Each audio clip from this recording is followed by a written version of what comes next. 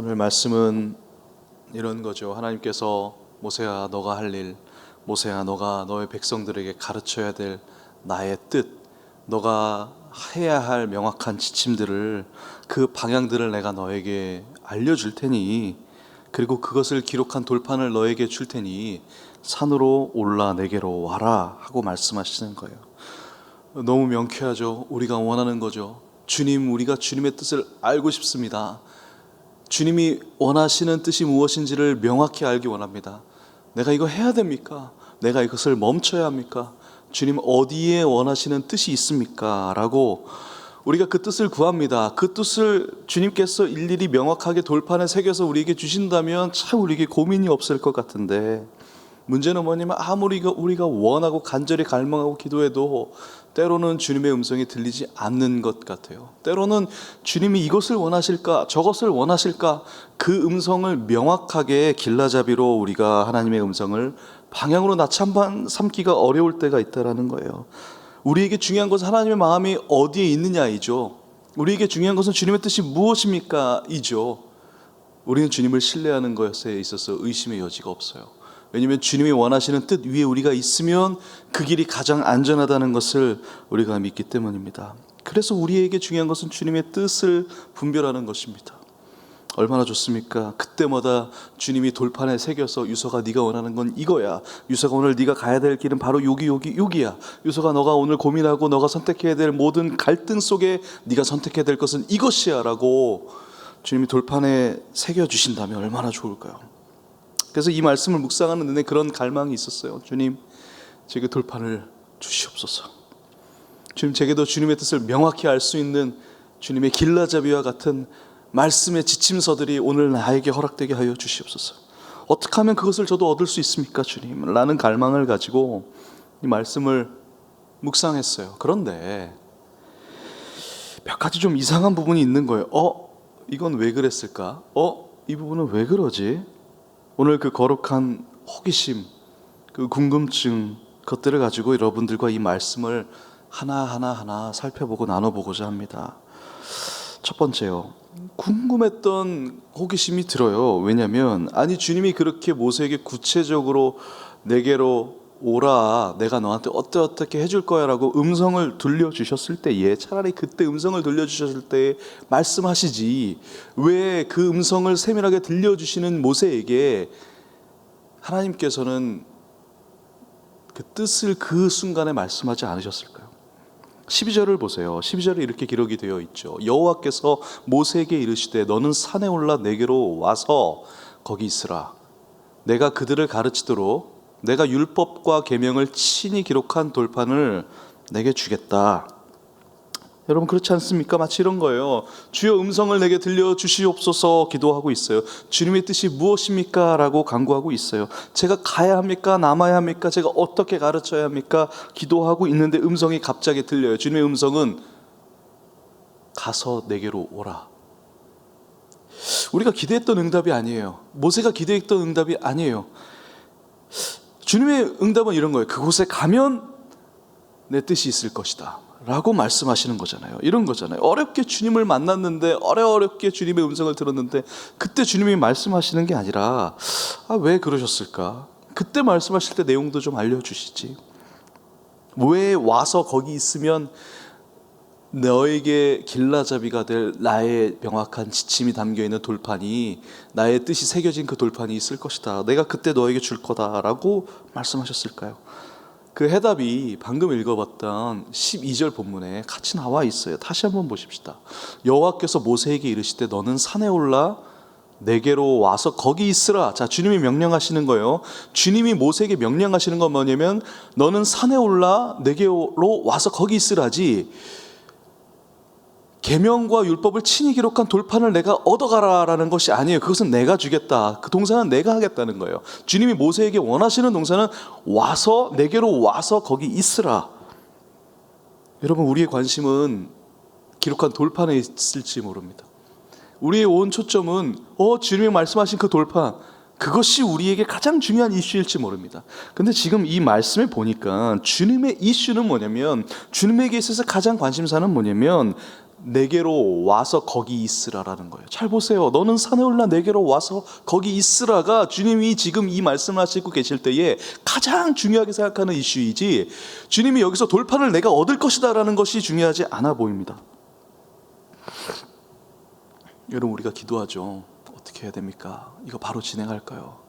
주님, 이렇게 가르쳐야 할까요? 주님, 내가 이렇게 행해야 될까요? 주님, 이것을 얻어야 될까요? 내가 여기서 이곳으로 가야 될까요? 여기로 가야 할까요? 지금 이것을 멈춰야 할까요? 우리가 많은 선택의 기로와 갈등의 기로 앞에 서 있는 것이 우리 인생이죠. 근데 주님의 그 순간의 관심은, 그 순간 우리가 주님을 구할 때에 우리를 바라보시고 우리에게 하시는 주님의 말씀은 뭐냐면, 내 곁에 오렴, 내게로 오렴, 내 곁에 있으렴, 나와 함께 있으렴 라고 말씀하시는 겁니다. 주님은 돌판을 내게 주겠다는 것보다 더 중요한 것은 내가 와서 거기에 나와 함께 있자 라고 하신다는 관심. 여러분, 주님 곁에 있으면 모든 것이 해결이 됨을 우리가 믿습니다. 주님 곁에 있으면 우리가 어떻게 하느냐의 문제를 초월해서 주님의 방법으로 우리가 이전에 문제였던 것이 이제 문제가 되지 않음을 경험하게 될 것입니다. 그런데 우리는 황금 낳는 그 거위보다 황금 알에 더 집중할 때가 많다라는 것은 아닐까라는 생각이 들어요. 주님 곁에 있는 것에 대한 소중함을 오늘 다시 한번 회복하는 이 아침이 되기를 축복합니다. 근데 그게 참 어렵습니다. 그게 참 어렵습니다. 왜 그럴까요? 첫 번째는요, 주님 곁에 나아갈 때에 우리를 방해하는 요소가 너무 많기 때문에 그렇습니다. 15절을 보겠습니다. 이렇게 기록이 되어 있죠. 모세가 산에 오름에 구름이 산을 가리었다라고 되어 있어요. 주님이 분명히 산에 오르라고 하셨어요. 나에게 나아오기 위해서 산으로 오라고 하셨는데, 그런데 거기에는 구름이 산을 가리고 있어요. 보이지 않습니다. 안개가 자욱합니다. 주님이 계신 곳은 알고 있지만 그것이 안개로 자욱해서 보이지가 않습니다. 보이지가 않으면요, 여러분, 두렵습니다. 우리가 너무너무나 익숙한 우리 집인데도 불구하고, 여러분 밤에 주무시다가 혹시 목이 말라서 깨어보신 적이 있으신가요? 어두움 속에 냉장고를 향해 걸어가는데 너무너무나 익숙한 내 집이고 내 길인 걸, 거기에 무엇이 없다는 것을 내가 아는데도 앞이 캄캄한 어둠이면요, 두렵습니다. 마치 뭔가 있을 것만 같아요. 혹은 거기 길이 없을 것만 같아요. 혹은 거기 계단에 무슨 문제가 있을 것만 같은 그 두려움이 엄습하는 것을 우리가 경험하시죠. 그것처럼 눈에 보이지 않으면 두렵습니다. 보이지 않으면 두렵습니다. 근데 여러분, 기억하십시오. 주님이 계신 곳은 보이지 않습니다. 주님이 계신 곳은 안개로 자욱합니다. 주님이 계신 곳은 구름으로 가득 덮여 있는 곳일 수가 있습니다. 주님은 보이지 않으십니다. 여러분, 그 보이지 않는 주님을 믿기 위해서는 우리가 그 음성 앞에 순종해야 되겠지요. 산으로 오라 하면 산으로 가는 거죠. 그곳이 구름이 덮여 있다 할지라도 주님이 거기 계심을 믿고 걸어가는 것이죠. 라고 믿고 가는 것이죠. 여러분, 이것을 우리가 오늘의 삶에 한번 적용해 보기를 축복합니다. 여러분, 모험 같은 일들이 얼마나 많습니까? 주님, 내가 어떻게 해야 되냐라는 질문 앞에 우리가 이것을 선택할 때 우리가 책임져야 될 그 두려움이 얼마나 많습니까? 그러나 여러분, 그것은 아직 일어나지 않은 일이에요. 보이지 않는 실상이에요. 그때 주님이 하시는 말씀, 내게로 와서 거기 있으라. 이 음성을 우리가 오늘 붙들기를 원합니다. 주님, 그럼 우리가 어떻게 가야 됩니까? 안개로 자욱한 구름으로 덮여있는 그 두려운 곳을, 보이지 않는 곳을 내가 어떻게 가야 합니까? 여러분, 우리가 주님께 나아가는 방법을 주님이 너무나 명확하고 구체적이고 너무나 섬세하게 우리에게 알려주셨어요.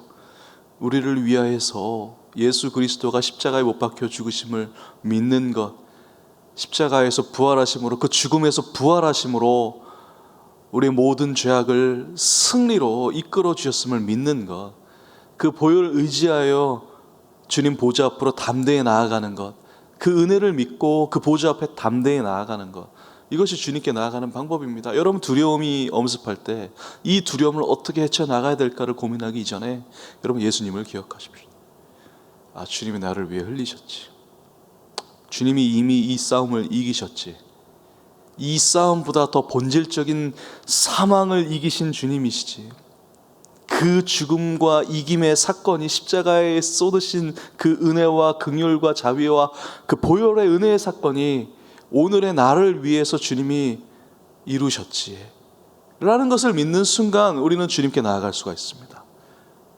두려움을 견뎌내는 것이 아니에요. 보이지 않는 것에 대한 두려움의 엄습함을 극복하는 과정은 예수 그리스도를 믿는 것입니다. 주님이 이 길을 먼저 가셨지, 주님이 지금 가셨던 그 길 위에 나와 함께하고 계시지 라고 믿는 것, 예수님이 지금 나와 함께 하시지 라고 믿는 것, 그 믿음을 우리의 입술로 고백하고 시인하며 주님, 하나님 그렇게 나아갑니다 라고 고백하며 발을 내딛는 것이 오늘 보이지 않는 주님 앞에 나아갈 수 있는 우리의 방법이고 우리에게 허락하신 놀라운 비밀입니다. 여러분, 바로 그때부터 주님이 해결하십니다. 바로 그때부터 주님이 역사하십니다. 두 번째요, 그럼에도 불구하고 주님께 나아가기가 참 어려운 이유가 있어요. 그럼에도 불구하고 여러분, 고독한 기다림이 필요하기 때문에 그래요. 16절을 한번 보겠습니다. 16절에 이렇게 기록이 되어 있죠. 여호와의 영광이 신의 산 위에 머무르고 구름이 엿새 동안 산을 가리더니 일곱째 날에 여호와께서 구름 가운데서 모세를 부르시니라. 이걸 보면서 제가 참 이상했어요. 하나님 처음부터 모세한테 일곱째 날에 내가 나타날 거다라고 말씀 안 하신 것 같은데, 모세는 일곱째 날까지 구름이 산을 덮여가지고 더 이상 나아갈 수 없는 그 상태에서 하나님 여기 계세요라고 기다리고 묵고 하였을 것 같아요. 첫째 날이 지나고 둘째 날이 지나고 주님 보이지 않았을 거예요. 셋째 날이 지나도 주님이 4일만 더 기다려라고 말씀하지 않으셨을 거예요. 대체 언제 나타나실지 모르는 주님을 향해서 하루하루 도대체 알 수 없는 상황 속에 모세는 기다렸을 거예요. 궁금했을 거예요. 근데 궁금합니다. 대체 모세는 그 순간 동안 여섯째 날 때까지 뭘 하고 있었을까? 어떤 마음이었을까? 의심은 안 했을까? 여러분, 그것에 대한 기록은 없어요. 그저 일곱째 날에 주님이 구름 속에서 하나님이 모세를 불렀다고 그런 기록이 되어 있어요. 나에게 나아오라. 이 구름 속으로, 산을 향해 나아오라. 한 번 더, 그리고 그 구름 속으로, 깊숙한 구름 속으로 모세가 한 번 더 깊숙이 나아가는 장면이 18절에 기록이 되어 있죠. 그러니까 말씀을 자세히 보니까 이런 거예요. 하나님이 1차로 모세를 부르십니다. 모세야, 시내산으로 나와라. 내가 너에게 돌판을 새겨 너가 너의 백성들을 가르쳐야 될 그 방향들을 명확히 알려줄게. 내게로 나와라. 거기로 와라. 산으로 와라 말씀하세요. 그래서 모세가 여호수아를 데리고 올라가죠. 근데 올라가다가 구름이 임해가지고 산 위에 더 이상 더 그 높은 산 꼭대기 정상까지 올라갈 수가 없었던 거예요. 아마 거기서 모세가 여호수아와 함께 머물러 있었을 거예요. 그러니까 하나님이 한 번 더 부르시는 거, 두 번째 부르시는 게 바로 지금 이 말씀인 거예요. 여러분, 이게 무슨 의미일까요? 이게 오늘 이 말씀을 읽는 저에게, 또 여러분에게 하나님이 주시는 음성은 무엇일까요? 메시지는 뭘까요? 한 번 하나님의 음성을 들었어요. 그래서 나아갔어요. 그런데 하나님 말씀하신 대로 갔는데 거기에도 주님이 보이지 않을 수 있다는 거예요. 이게 아니었나 싶을 때가 있을지도 몰라요. 모세도 아마 그러지 않았을까요? 산으로 올라오라고 해서 갔어요. 심지어 아론과 홀을, 백성들을 내버려 두고 오기가 어려워서 아론과 홀을 임시로 지도자로 세우고까지 올 만큼 그렇게 디테일하게 장로들을 모아서 내가 없는 동안 이러이러하게 문제들이 생긴다면 해라라고 할 만큼 모세는 지금 온 걱정이 백성들에게 쏠려 있는 상황 중에도 불구하고 그것을 내려놓고 하나님께 나아갔어요. 하루가 지나고 이틀이 지나고 엿새째 날이 되기까지 모세가 얼마나 이거 아닌가 싶은 마음은 없었을까요? 우리도 그럴 때 있지 않습니까? 하나님께서 나에게 마음을 주셔가지고 이렇게 하라라는 마음과 음성을 내게 주셔서 내가 믿음으로 선택하고 결단했는데 결과가 생각보다 더딘 거예요. 혹은 결과가 생각보다 나타나지 않는 거예요. 혹은 이대로 있다가는 골든타임까지 놓쳐버릴 것 같은 그 조급함이 오히려 더 내게 엄습하는 거예요. 이게 하나님의 음성이 아니었나 싶은 순간이 우리에게 올 수 있다라는 거예요. 주님 기다리다가 이거 다 놓치는 거 아니야? 라는 고백이 제게 있는 순간이 있어요. 저에게 그런 연약한 모습이 있어요. 우리의 모습 아닙니까? 지금 이거보다는 다시 내려가서 아론과 홀을 붙들고 내가 다시 백성들에게 한마디라도 하는 게 지금 나에게 더 유익한 거 아니야? 이게 더 하나님 원하시는 거 아니야? 라는 유혹이 우리에게 찾아올 때가 있지 않습니까? 여러분, 오늘 이 말씀을 통해서 분명히 주시는 것은 뭐냐면, 아니요, 하나님 한번 말씀하신 것에 대해서 신실하게 지키시는 분이라는 거예요.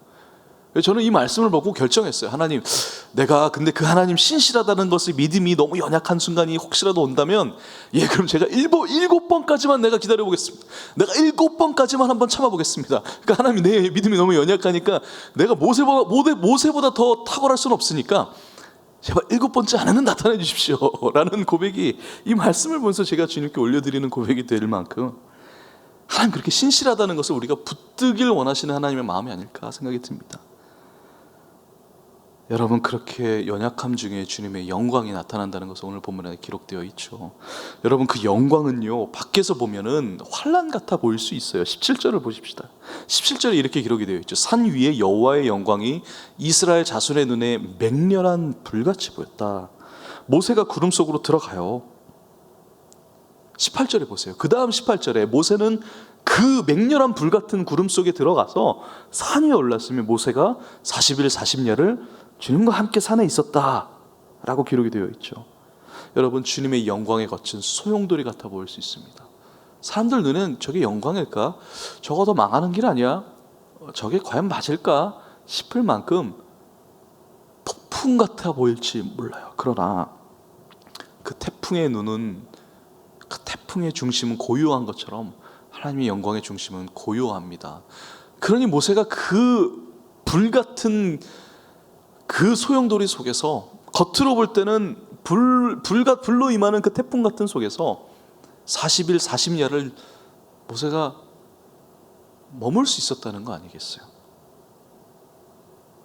여러분, 그래서 하루 중에 우리가 고요한 순간을 꼭 지키셔야 합니다. 하루 중에 단 1분이라도 의식적으로라도 태풍 속에서, 그 요동치는 환란 속에서 우리의 마음을 잠시 고요하게 내려놓는 시간이 반드시 필요합니다. 강 목사님의 목회서신에 이런 표현이 있잖아요.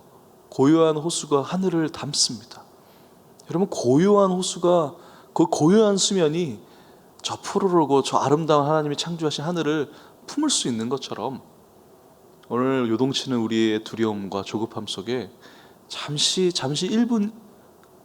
1분이라도 우리가 고요한 순간을 의식적으로 만들 필요가 있어요. 왜냐하면 주님의 영광의 중심은 고요하기 때문에 그렇습니다. 자, 두 번째 궁금한 호기심이에요. 모세가 산에 올라서 내게로 오라 하시는 하나님 말씀에 즉각 순종하죠. 그리고 바로 산으로 올라갑니다. 근데 여기 보면 여호수아는 데리고 가고 아론과 홀은 남겨두고 가요. 물론 기록된 말씀을 보면 아론과 홀, 그들에게, 정말 믿을 만한 그들에게, 그들 아말렉과의 전투에서 승리의 주역이 되었던 그들이잖아요. 모세의 손을, 두 팔을 양손에 붙들고 있었던 주님, 모세의 정말 오른팔과 왼팔 같은 충신들이잖아요. 그들을 놓고 간 이유가 있어요. 나 대신 문제가 생기면 해결할 수 있는 지도자를 대신 세워놓고 간 거긴 한데, 근데 조금 궁금한 게 있어요. 왜 여호수아는 데리고 갔을까?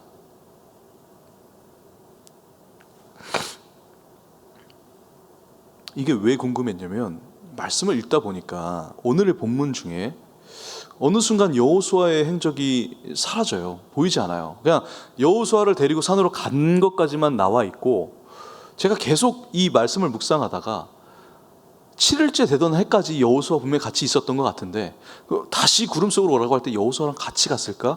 40주 40일 40야를 혼자 있었을까? 여호수아랑 같이 있었을까? 이 말씀, 이게 궁금한 거예요. 근데 그래서 말씀을 그 다음 장까지 쭉 읽어보니까, 훑어보니까 여호수아가 오늘 본문 이후에 등장하는 게 어디냐면 32장이에요. 그때는 언제냐면, 하나님이 모세에게 이렇게 해라, 이렇게 해라, 25장부터 26장부터 27장부터 28장부터 쭉쭉 이렇게 해라 말씀하시는데, 그 과정 중에 40일이라는 시간 동안 백성들이 방황하죠. 금송아지를 만들죠. 하나님이 말씀하세요, 모세에게 32장에. 야, 근데 지금 이 순간 너희 백성들이 이렇게 타락하고 있다. 내가 내가 다 정말 진멸하고 싶다라고 하실 때 모세가 주님 그러지 마십시오. 나를 모사라도 봐주십시오. 내가 돌이켜서 내가 돌아가서 그들을 다시 세우겠습니다 라고 내려가죠. 그때에 여호수아가 등장해요. 근데 그때 등장하는 여호수아의 처음 얘기가 뭐냐면 모세에게 이렇게 얘기해요.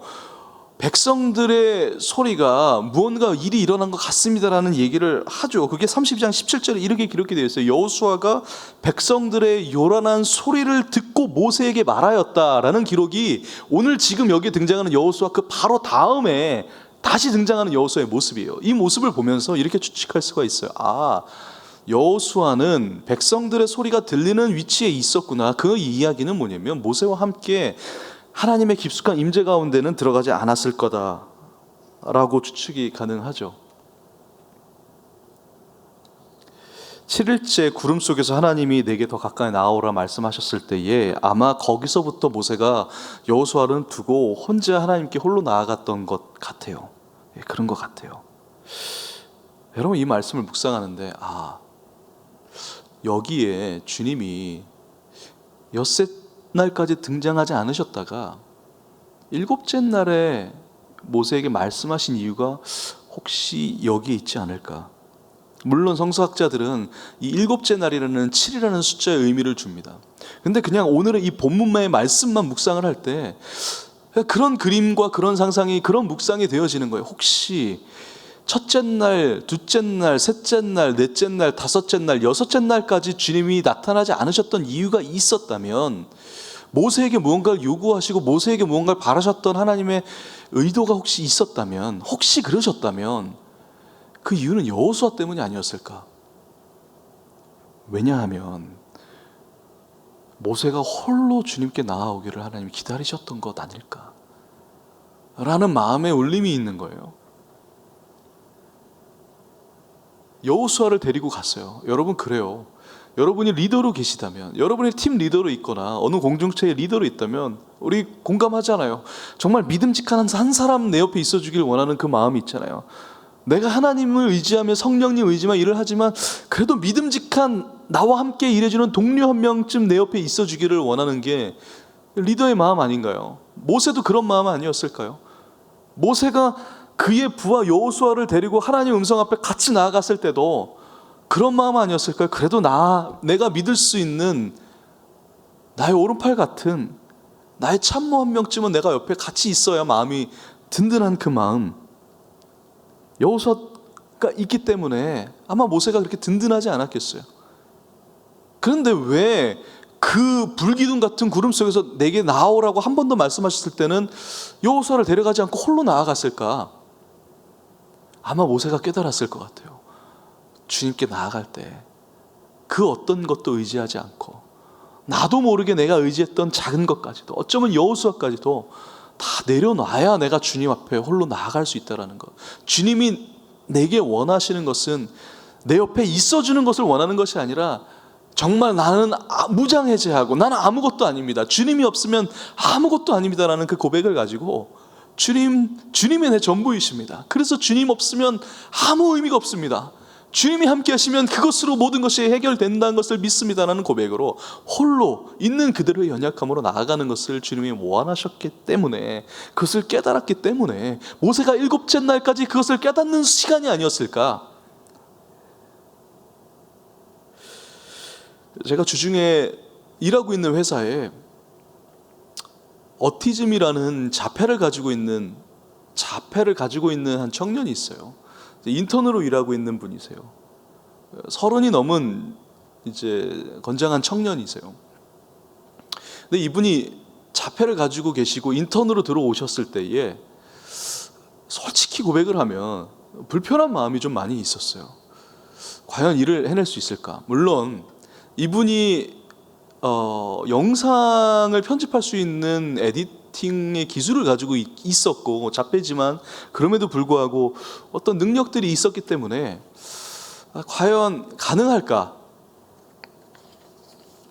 물론 이분이 업무를 무언가를 맡기기에는 부족함이 있었어요. 하지만 주어진 시간 동안 어느 정도의 일들을 해낼 수 있다면 이분한테도 의미가 있겠지라는 마음으로 함께 일을 시작했지만 그럼에도 여전히 불편함이 있는 거예요. 재밌는 에피소드들이 많아요. 이제 이분이 또 틱장애도 살짝 가지고 계셔서 이렇게 사무실 일을 하다 보면은 이상한 소리가 막 들려요. 그래서 저희 팀들 다 쳐다보고 저도 깜짝깜짝 놀라고, 그리고 함께 일하시는 또 다른 PD님들이, 다른 직원들이 이분을 섬겨주느라고 본인들의 시간을 너무 많이 뺏기기도 하고, 좀 불편함들이 계속 마음에 있는 거예요. 근데 어느 날은 이분이 무언가 일을 하나를 해내니까 함께하는 팀원들이, 또 이분을 슈퍼바이저하고 계신 한 분이 너무 잘했다고 칭찬을 해주시니까 이분이 너무 막 업이 되셔가지고, 나 너무 잘하죠, 나 너무너무 잘하죠, 나 이거 너무 잘할 수 있어요. 하루 종일 그 얘기를 반복하시는 거예요. 제가 누구누구씨 그만하세요, 조용히 하시고 이건 일이에요. 실수하면 안 돼요. 우리는 지금 여기가 소풍 온 게 아니야. 일하는 겁니다. 일하셔야 돼요. 실수하시면 안 되니까. 그리고 잘하는 건 당연한 거예요. 계속 잘하셔야 돼요. 한 번 잘하고 다음에 못하면 안 돼요. 실수하지 마십시오 라고 제가 조금은 좀 그런 악역을 맡고 있어요. 근데 이분이 이러시는 거예요. 네, 알겠습니다. 그런데 갑자기 저를 딱 불러요. 왜요? 그랬더니 네, 당신도 실수하죠? 그러시는 거예요, 저한테. 그렇다고. 많은 생각들을 갖게 하는데, 점심시간이 되면은 마음이 더 좀 불편해져요. 왜냐면 이렇게 저희 회사와 또 다른 팀들과 다른 무슨 많은 사람들이 이렇게 농구장에서 같이 식사를 하는데, 이분이 자꾸 막 얘기를 하면 다른 부서 사람들이 쳐다보는 거예요. 힐끔힐끔 보는 거예요. 이상하니까. 아무래도 뭔가 말도 그렇고. 그래서 사실 너무 부끄러운 고백이지만, 제가 처음에 이분이 부끄러워서 밥을 먼저 보내기도 하고, 때로는 제가 같이 안 가기도 하고 그랬던 날들이 있어요. 그렇잖아요. 리더는 그렇잖아요. 왠지 내가 섬기고 있는 부서가 뭔가 정말 더 프로페셔널하고 정말 일 잘하고 누가 봐도 그럴듯해 보이는 모습으로 함께 가고 싶은 게 사실 리더의 연약한 마음이죠. 의지하고 싶은 마음이죠. 근데 우리 팀에 있는 사람들 자꾸 쳐다보니까 제가 부끄러운 거예요. 근데 어느 날 식사를 하는데 이분이 자꾸 노래를 불러요. 그래서 노래 부르지 마세요. 밥 먹을 때 식사하세요. 계속 불러요. 그래서 그만하시고 식사하십시오. 근데 왜 이렇게 기분이 좋아요? 무슨 일 있어요? 그랬더니 나 우리 팀이잖아요. 나 여기 팀이잖아요. 우리 6명이 식사하고 있는데 다 이렇게 군데군데 팀별로 식사, 우리 팀이 있으니까 나 우리 팀이잖아요. 나 너무 행복해요. 나 여기서 계속 일하고 싶어요. 나 여기 나의 꿈이에요. 나 여기서 일해서 돈 벌고 싶어요. 나 여기가 내 꿈이 되고 싶어요. 그 얘기를 듣는데 순간 그런 생각이 들더라고요. 제가 밖에서 일을 하면서 이런 꿈을 갖고 있거든요. 일터에서 이 회사가 진짜 나의 꿈의 직장이다 라는 제 후배들이라든지 사람들을 세우고 싶은 게 제 꿈인데, 그게 내 꿈이라고 하나님께 고백을 했는데, 주님이 이 일터가 나의 꿈입니다라고 고백하는 사람들을 내게 허락해 주셔서 내가 좋은 기업을 한번 세워보고 싶습니다라는 게 내 꿈이었는데, 이분이 그 얘기를 하시는데 왜 난 부끄러웠을까? 이 연약한 한 사람의 꿈조차 내가 이루어주지 못하면서 내가 누구의 꿈을 이루어줄 수 있을까? 내가 그렇게 기도했던 응답이 사실은 바로 옆에 있었는데 왜 나는 그걸 보지 못했을까? 내가 그렇게 기도했던 그 구체적인 응답이 바로 지금 여기서 내 귀에 들려오고 있는데, 눈앞에 보여지는데 왜 나는 그게 내 꿈이었다고 깨닫지 못했었을까? 어린 시절, 유년 시절이에요. 원종수 권사님이라는 분의 이제 간증을 아버지와 어머니와 가족들이 함께 여행을 가면서, 제가 아주 어릴 때였던 것 같아요. 차에서 간증 테이블 어머니와 아버지가 듣고 가시면 저도 같이 그 간증을 들었던 기억이 나는데, 한 가지 정말 아직까지 각인되었던 내용이 있어요. 그분이 의학 박사가 되셔서 이제 탁월한 의사가 되셔서 나중에 간증하시는데, 이분이 어린 시절에 어머니가 동네 거린들, 홈리스들을 그렇게 집으로 데려오셔서 씻기시고 먹이시고 재워주셨다는 거예요. 한두 명이 아니라 수많은 사람들을. 자기가 너무너무 싫었었대요. 너무너무 괴로웠었대요. 근데 하루는 어떤 남자 홈리스가 오셨는데, 이분이 너무 안 씻으셔서 너무 냄새도 나고 괴로웠는데 어머니가 그러셨대요. 종수야, 너가 가서 좀 씻겨드려라. 이분이 씻겨드리면서 정말 너무 괴로워서 밤에 잠을 자지 못하고 엉엉 울었대요. 그렇게 잠이 들었는데 꿈속에서 예수님이 나타나셨다는 거예요. 그 예수님이 그렇게 말씀하셨다는 거예요. 종수야, 고맙다. 네가 오늘 시켜준 그 홈리스가 나였다. 네가 나를 위해서 그렇게 해준 거야. 너가 나에게 해준 거야. 고맙다 하셨다는 그 간증을 들었던 기억이 나요. 그게 제 마음속에 계속 남겨져 있어요. 여러분, 주님이 멀리 계시지 않습니다. 우리가 하나님 해결해 주십시오라고 저 산을 바라보지만 사실 이미 우리의 이 시대에는 휘장이 찢어졌잖아요. 우리 안에 성령이 계시잖아요. 지금 이 말씀이 기록된 모세보다 우리가 더 좋은 상황들이 있어요. 우리에겐 성령이 있어요. 우리에게는 예수 그리스도의 그 보혈의 값이 우리에게 있어요. 여러분, 주님이 멀리 계시지 않아요. 여러분 안에 계세요. 오늘 우리가 계속 기도하고 주님 어디 계십니까? 도와주십시오. 부르짖고 응답하여 달라고 기도하며 나아갈 때에 사실 먼 곳에 계시지 않고 우리 안에서 이미 말씀하셨다라는 거예요. 여러분, 말씀을 마칩니다. 하나님의 영광이 겉에서 볼 때는 소용돌이 같은 폭풍 같아 보일지라도 우리의 인생이 눈앞에 우리에게 펼쳐진 앞으로의 상황들이 안개로 자욱한 것 같아 보여도 주님이 이미 우리 안에 계심을 이 말씀을 통해서 우리에게 목도할 수 있도록 허락하여 주시는 오늘의 본문인 것입니다. 이미 주님 우리 안에 계십니다. 여러분, 담대하십시오. 이미 승리하신 예수 그리스도의 사건이 우리 안에 있습니다. 우리에게 허락되어졌습니다. 여러분, 문제 앞에서 두려워할 필요가 없습니다. 보이지 않는 안개 속에서 우리가 주저할 이유가 없습니다. 이미 주님 우리 안에 계시기 때문에 그 예수 그리스도의 사건을 다시 한번 믿기로 결정하고 입으로 시인하고 입술로 고백하며 주님 그렇게 은혜의 보좌 앞으로 오늘 나아갈 때에 우리의 모든 문제를 해결하시는 주님을 오늘 경험하게 될 것을 선포하고 축복합니다. 함께 기도하겠습니다. 하나님, 그렇게 오늘 우리와 함께하여 주시옵소서. 주님이 함께 하심을 간절히 갈망합니다. 이미 함께 하신 주님, 우리 속에 계신 주님, 오늘 예수 그리스도의 이름으로 그 십자가 사건 의지하여 그 쏟으신 보혈 의지하여 주님 보좌 앞으로 나아갑니다. 주님, 내게로 오라, 산으로 올라 거기 서 있으라, 내게로 와 있으라 하시는 그 주님 앞에 오늘 예수 그리스도의 이름 부르며 나아갑니다. 하나님, 보게 하여 주시옵소서. 예수님의 이름으로 기도합니다. 아멘. 하늘에 계신 우리 아버지여, 이름이 거룩히 여김을 받으시오며 나라의 임하옵시며 뜻이 하늘에서 이루어진 것 같이 땅에서도 이루어지리이다. 오늘날 우리에게 일용할 양식을 주옵시고 우리가 우리에게 죄진 자를 사하여 준 것 같이 우리 죄를 사하여 주옵시고 우리를 시험에 들지 말게 하옵시며 다만 악에서 구하옵소서. 대개 나라와 권세와 영광이 아버지께 영원히 있사옵나이다. 아멘.